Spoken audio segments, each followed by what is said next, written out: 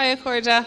Thomas chun tús a chuirnis leis an Dara. Tásúlagam go raibh das cainte agah ar fad, agus tá sé dechar sibh ciúnúis.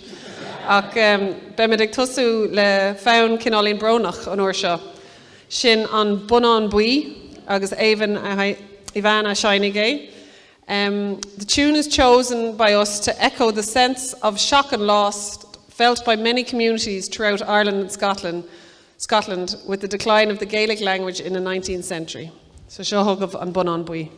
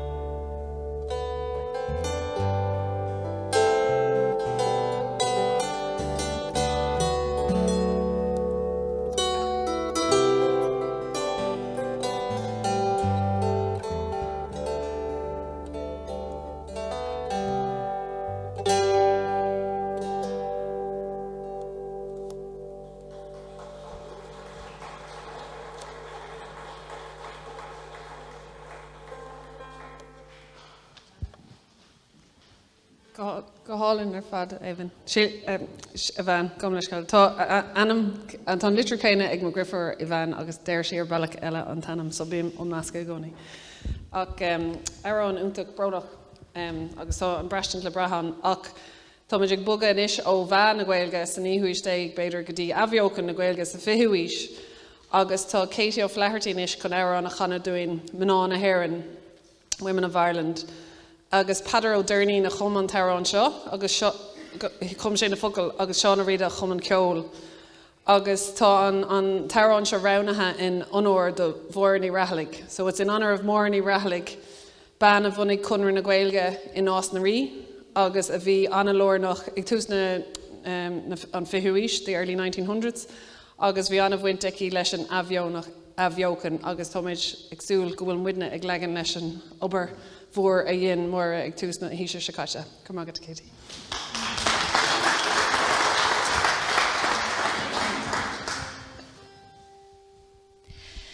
Tá ban in Erin a bhrinne sé dó is má hallen nó. Is tá ban in Erin is ba vin a leihe mar off le ceol na hinam heid. A tá ban in Erin is near var lebio. Mis ag leim naig no like ag grace mo har fuio. Tá ban der ha the shul leihe Ghaeilge an tor. Is tá ban Elena is as far away no. Na tanta bole ban a borha. Balja an fuer is klar di ron. Sniachim leiser Mohaler vein ag scar the hole. Mina magat.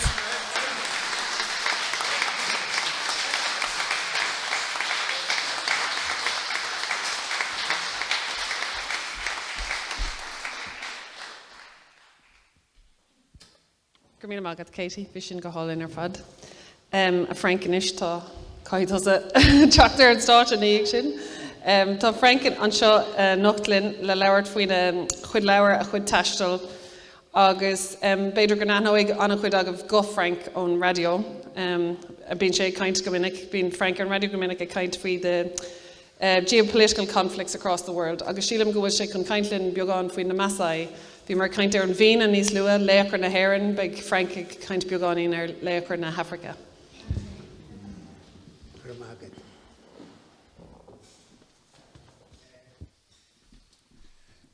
Rachis na gwacishib Maasai nos na ri no Cill Dara no dread nu a sha Maasai. Agus rinne me taistil blianta fado hin nu vi mes na forsi rinne me taistil chun na Hafrica amshir an chini yehu genocide Rwanda agus vi me fosti an sin agira kuna hort. Agus hánig me hráis, agus is as sin a hánig an leabhar seo. Agus is dói dóla me go leor ach dóla me rud amháin faoi le. Tá muid liug difriúil ach tá muid liug mar a chéile. Agus seasa agus ag sprí meas na Maasai dóla me an ceach sin. Seo písa. Viidir a fannachlinn, Cuigar nó seisiracu a bhrúch an bhile agus iad an éon líne ó bháin. Mór any nó léchra na Maasai. Hosa na fir óga a ggólín agus ag léim ón dalamh díreach sús an éir. Bhí siad feiscithe in éadach dearag, brálín cadéis agus iad ag gompar sleamh. Hastine a bháin amach ón Ghaeilge agus léim sé níos airde ná Ghaeilge agus iad ag rísú leis a bhain. Léim sé níos airde fós agus faoi riocht le teán níirt agus beachta. Leanad ar orthú ina nine agus ina nine go dtí gur heas mór any a bháin amach le fáilte choróin I méarla agus I me a deanga thuchas. Erig legan bhí písa go muing leon. Corrta idir se. An sin hín sé an maide troda a bhí ag thugam. Is léchún is idir se. Hosadir a Ghaeilge agus ag léim ar ís, mission a measc ag ahra siarú, ag léim nó ag ggéireadh. Rinnead ar an rud ceann céine linn i liug, sprí, se sprí agus spórt leis na measai, imil na porce, damsa an seanús, nó a damú mar a thugtar Tá scéalta faoi údach beíoch, treide agus achrain, fitte fúte I scéalta measai agus an seanachas. Chorad ar an roigar trefna eile, nor a hoigad ar sellef ar an Ceolchoirm. Bíoch slá go scí ámpar acu, mar a chéile eile a rince, claibh ámid, chrúa a chahadís leis an náhuid. Ceann gan na maidí troda sin I jumpar mise an waidin sin. Cé gur fána iad, banan siad in éon áit amháin ó am go chéile leis an aimsir, leis na séasúr agus sláinte na méiach. Is iad na mrá a thógan na títhe agus maidí múnithe cosú le nead mór mílteach dinta acu go háach. Clúdítar na títhe le poiteach, fér agus cach bó meascithe le fúil. Hartar a maile beg tugtar sconsa sceche leis na beí agus na daoine a chuil an sáin ó anmhíthe fiáine san níthe. Spáin si dún ceanchaí le tinna lasa. Has duine acu maide go stiúpaí I dtír a dál ráh le bun an maide I bhéir tirim. Thólua agus bhí buchail ógáin bín sé ar aire le aire thuairt go na beí. Obair hailí nó ban tá nán le gasúr. Sa maile beag seo bhí neart páistí a spríló féin nó faoi chóram wamó agus mrá óga a réiteach bélaí go na chláin. Agus sin nach naíonn sib an méid bhí againn roimhe seo an chuí go bhfuil siad an chosú leis na fianna fadó. Gur a taspáint choláidir is atá siad, léim sús in éir, agus is cuid gan sprí Agus leantar leis a taisteal, agus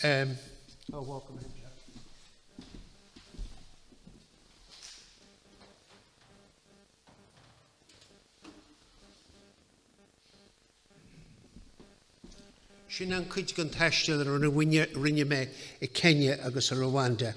Agus ó hí bhamaí I mí anar in na bliana seo, thug me turas ar Vietnam, Cambodia agus Thailand. Agus seo tíre go mé gur a taisteal go dtí le fad an lá agus an sin tháinig an deall sin COVID agus ní rá mé in andal an áite be. Agus thólú agus bhí an COVID thart, chroch mé seolta agus bhí mé ar a móthar. Agus nuair atá tú ag caintear leabhar taisteal nó scríomh leabhar taisteal, is dói bhfuil an toras níos tábhachtaí ná an sprioc má higann sibh. Cé bhfuil an sprioc tábhachtach ach tá an toras agus casan tú le daoine. Agus caithe tú Ghaeilge dtí an áit neamh gnách.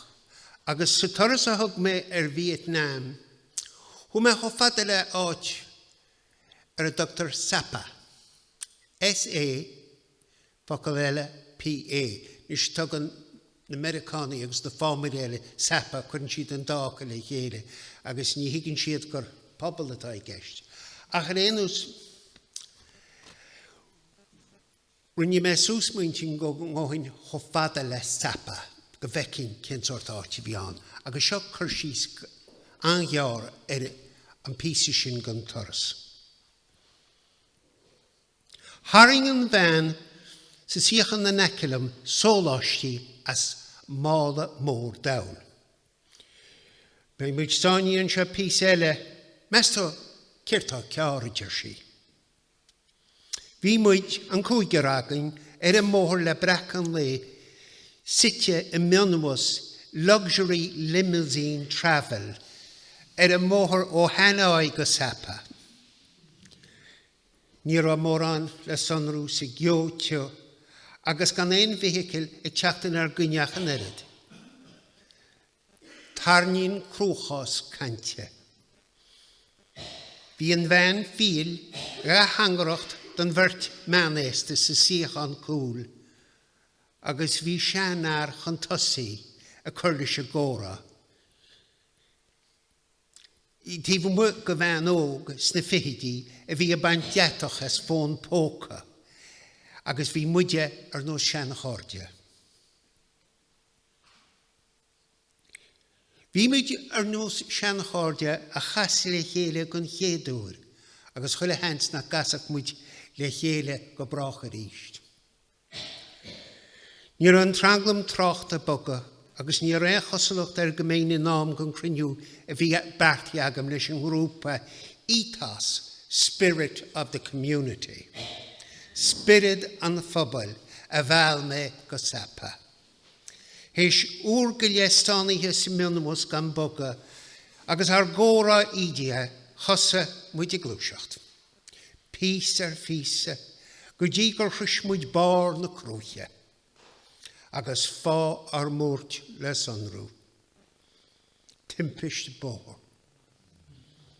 Lorry car agus glúis ráir, iad brúte híomh an bhóid. Bhain rairc na tionóisce an dochar as a bharag. Bhí an grúpa spirit an phobal molta go héir sna treoir leabhar, agus síomh golánta acu ar in idirlín, a muomh ceangal leis an bobal trí toras siad in cheantar, iad a crothú nás dílis ar lé, trí siúlóireacht a chrucáin sapa, agus fannacht tharíthe I deach le muintir na háte, mar a deire blurbe, homestay a thug siad deir. Ach, bhí go leor eile a haring mé go dtí ceantar sléibhtiúil, a bhí scoite amach an go déile go Vietnam, seachas fáil róid sna cric. Ón géad láiríomh bhí strainsearí a teach go dtí ceantar teornach gon tín, margheall ar an éir bra foláin a bhí an. Ré cholínachas na Franke, bhaina siad senatóir in 1912 ar a maile da effigy, fuise bó heas agus máláide Hanoi agus na mána. Bhí an cinál hill station seo coitínta go leor I réan cholínis ón Ceil agus Síl. Bhí neart acu ban dheisceart na háise agus I Vietnam sa chuigetí bhháin cháil a bhí ar DMBN fú I gogan na Saoirse, nuair a bhris aram Ho Chi Minh na Franca. Bhí baile borach sapa ina futteach hanky-tank, agus chuile gara siopa a díl éadach na groch, pancho agus búltaisí rubber. Hecal méisteach san óstan agus an tá deara goram, nar fiuch mé ceangan na hóstan a boutique I lár an bhaile. Ar a leid bhí mé an óstan teteolaí, ard chaideán agus an price réasúnta. Sa goga, scriosú gach amháin leis an sean rémas. Na sean fuirgnimh ó réan cholínachas na measc, bhúmáil ósan na Franke an sean bhaile agus scrios an Viet Minh gach amháin leis na Eorpaí. Chur spirit an phobal anáiltearún. Bhí barúil acu gur gcuireach an timpis mail orm. Lús gan cíls geo, a jersey, bas na hagriachta. Hig mé gan chéadúr hógar agus bhí an ceantar gan tín. Óna gnúis agus cé ó difriúil is atá pobl ó winter, an pobl sin ó winter Vietnam. Tá an mionnach etnach hamang inahanta óna go déadach. Cahan na mrá éadach ildete. Le patrum bíseach, muilití, clárnóga, gorum, dómh agus buí na dehanna is ansalo, Cahan siad sciirte agus bríste gear go glún le leteoga dubha. Ní ectar iad gan brochan ildate a glegne. Hása zí go ra me hen réiti gon siúlóireacht. Le búta siad rapadóireacht orm, cóta agus bríste farne. Hig me wahi go dagan daoine a cacha bro go ratha. Gan chant éadach Cuid. Dólmuid blogam caffi agus hinín gráhar a manga gairílam. An sin chas me le zigi. Mar sróí gan taras siúl agus bhaileoch si méar maidin I dexi an óstáin. Tá lá bra gealta I djeirsi bhí áras aram. Lár na bháideach bhí sé brad annach agus bhí Cuid gan ceartig zigi le teas na maine bhí an ceomhrán na gardú agus honnig me áileach sapa gan chéadúr gurte golanta, ríisi, glánta, sruhána síó na crit le crínte begar nos bansai. Thóg muid go ré I mail sciúra. Tá an téir gáin an seo, réir a chéad a rathatú a dahi a zigi lam. Hín zigi mér I dro roschail céad méadar wein. Honnig me búbal, buffalo, agus bhreanna sé ar dro. Tá búl seascin Vietnam ahananta le nach racin dorcail hí, agus iad lárnach a chulaí gné go híle an phobal sin. Is enbhí ciún séviad, atá cansithe tá obair ferime agus tarint cart nó a gompar marcaí. Cailíní agus buchalí óga, ní romise le gaile a buffalo. Gramagi.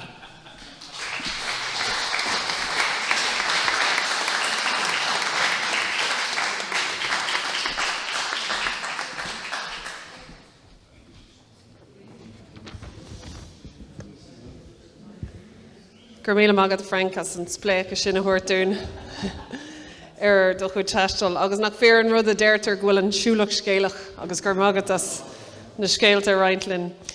Anis an bhír dhearnach an glór sa le ngámid cúpla focail buíochas libh ná Ivan agus déagláin a ríist a chuir críoch le síimsíocht ifigúil na híthe. So an céad arán a chasigh siad ná Súntrí nó the lullaby atá nasca ríist Thomas Tréis cam cuairta dhéanamh tríd na híisina agus tríd an gundé seo nasca a ríist le fionn agus an féine. Tríd an tír ar an Daoine is cearta marrá, tuis gur thug Frank níos fuid é géin sin. Agus the final tune sin Errigal Braes. The tune is a characteristic celebration of Ceolchoirm in County Tyrone, an area well known for its traditional music. Gur maith agaibh.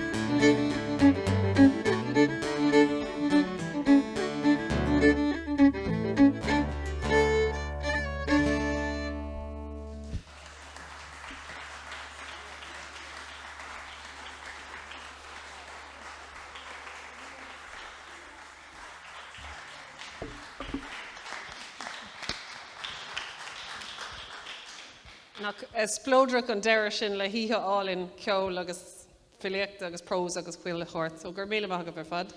Seo mas coscar, beag sibh sásta clústal. Ach dúirt le nóta buíocha se go bháil, thar ceann Cill Dara le Ghaeilge, díobh se dúspóir as teacht agus taú leis an obair tá arsúla gin sa chundé, leis an Ghaeilge a chur an cín, agus mar luigh méid tá an fís seo agan cultarlinn bheitán átar féidir rudí mar seo chur siúil, ach bíon daoine ag tastal le freistal ar imachtaí mar sin méle buíochas libh as teacht.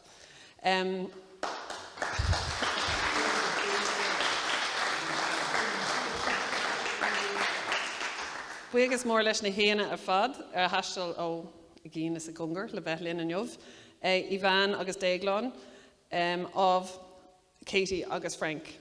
Míle buíochas libh.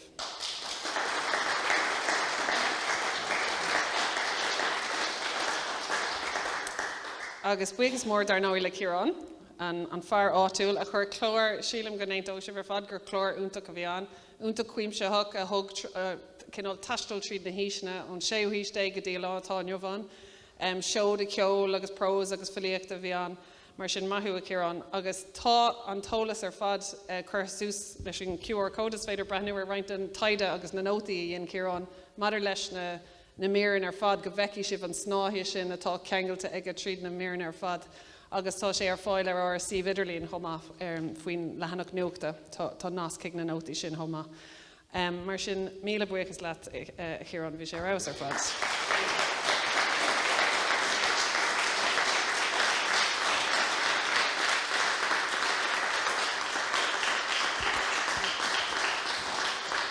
Agus Sillahain Wemsa, agus ó Cill Dara le Ghaeilge, tá me cepa, tá Ciarán ag irí rud a bháil, ach just aine tá imacht, sílam go gaithí sibh imacht tríd an taobhdoras, ní féidir dul an bailach sin amach.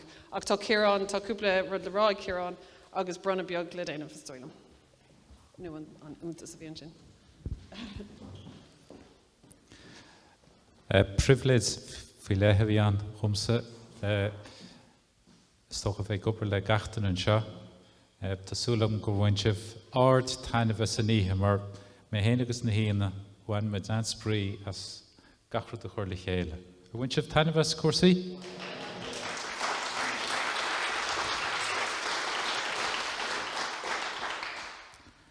Bháil an buíochas a bháil le trúr fi le an seanis. An chéad duine ná an duine thug cuirigum hecht an seo. Agus an duine seo heistil seo ó nás sús go dtí chun é éintrama. Agus chonig se rud éige na chun é éintrama. Nís go bailach ceirt a chonig se ús an sin ach Hanna imach leis a bhí hús an sin agus bhí me héin agus Daoine agus Ivan agus Angeline King bhí mit páirteacha. Rud a bhain le cultúr leatharne, the culture of Larne, the Gaelic culture of Larne and the Gaelic poets of Larne. Agus Fimharlínse tá Únier Chuislan, the owner of Kilwater Castle, close to Larne, Kilwachter. Ryan Greer, Tashin. So I'd like everyone to give a bullet buzz for Ryan Greer. Pursues the love, Ryan. Ryan, stick up your hand. Pursues the love.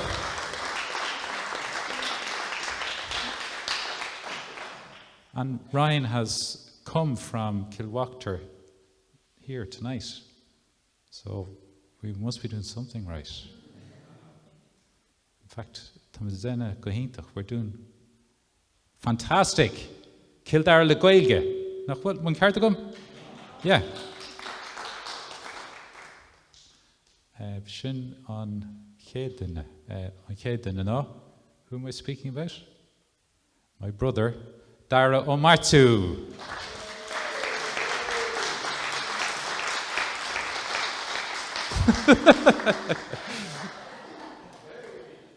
On Dara Dinne. I'm sure all of us here have somebody very dear to us. Absent friends, maybe? Rach Mashir? Step back.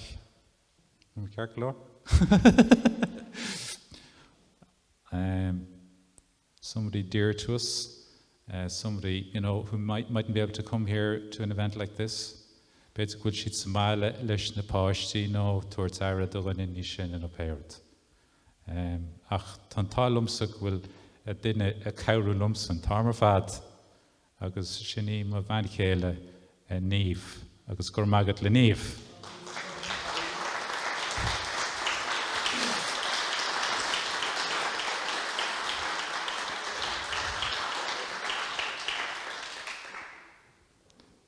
I suppose she believed I could do it maybe even before I believed I could do it myself. Taking the fair sin, nach taking the fair, dahi. Dama diocha magan sin. On trio dinner. I think everybody can guess who the third person is. Tá gachtain a brown word he. Agus an dinner sin ná Cuid.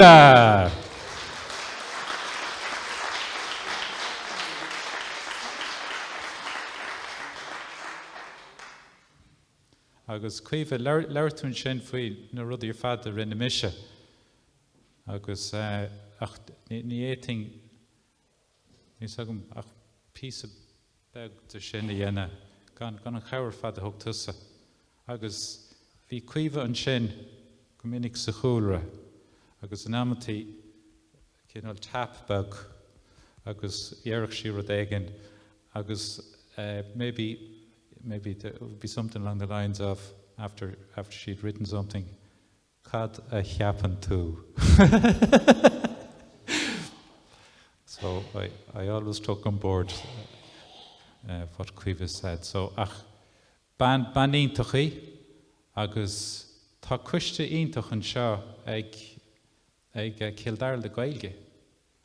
Agus tá ten mise taiste le demlín us tá me tréisfe a garntócher back in 2014, and that's where I met Ivan and Daoine, and we first had our kind of our cultural event with the local community. That's the genesis of where we are today in terms of playing music together. Sin not a husimits. Agus an sin chuimid Ryan sin go dtí Larna. Agus Fulmans Lorraine, we were invited up there. But this event wouldn't have happened tonight gone cuiste Cill Dara agus Cuid seo ag takeúling. Nis tá we've put our money where our mouth is. Ní díreach gur magat ach tá rud éigin agin le brunne Cuid freisin. And we have one final thing. After this is presented, I'm asking people just fannacht because tá rud éigin special to gur bhfuil le Daoine caint faoi tréis lumsa an brunne seo dhéine. Sin ceart glór Daoine?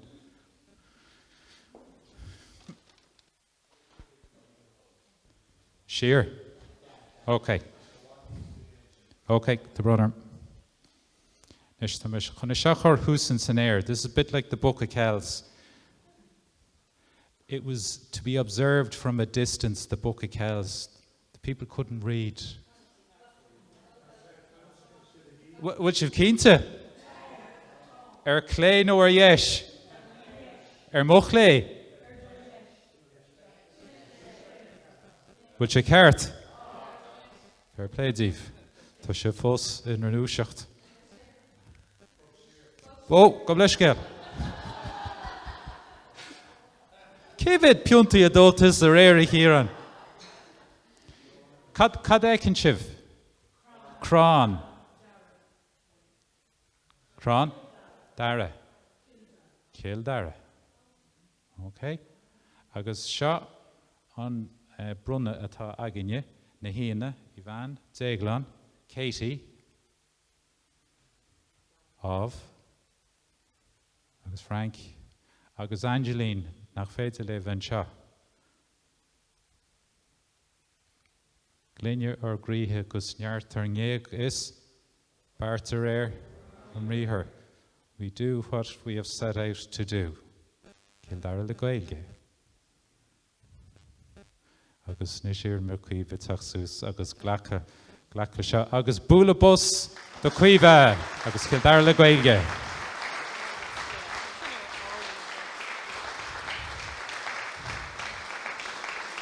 bhfuil aon den an beidir bringraf a thógáil. Tógam is ceann ag an deire.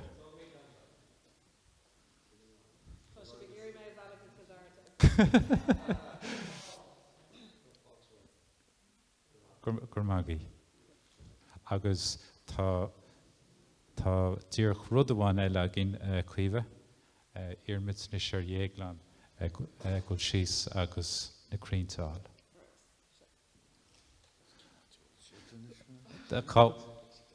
Cáhfuil siad.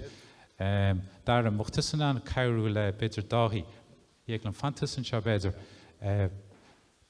dáhí tá siad ag bun an tómran sin.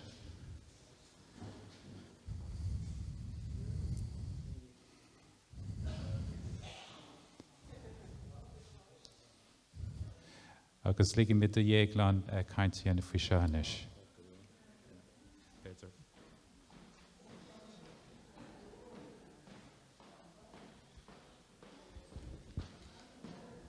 Inis nuair dír Ciaran orm CDleG na cúnú a thuirtá an ihe seo ar achtal an seo Cill Dara. Bhí sé rálam bhí sé gin sin na scéaltaí le dúfá Cill Dara agus cídé mar a fuair Cill Dara a aim agus gachaí an seort mar sin. Agus cheapmuid nach robalachar bí níos fearr hon lámh an charadis a híú idró Cill Dara le Ghaeilge na an dách rán seo nis tá cul bhag agam sa bhalla agus fásam rint crinn agus is bralam san is codín na préchain agus na scréthagaí agus na thuirí ruadlum na síaltaíochar, so hanig an dách rán bhag seo as cul sagam héin agus bólam iad bhrána ar Cill Dara.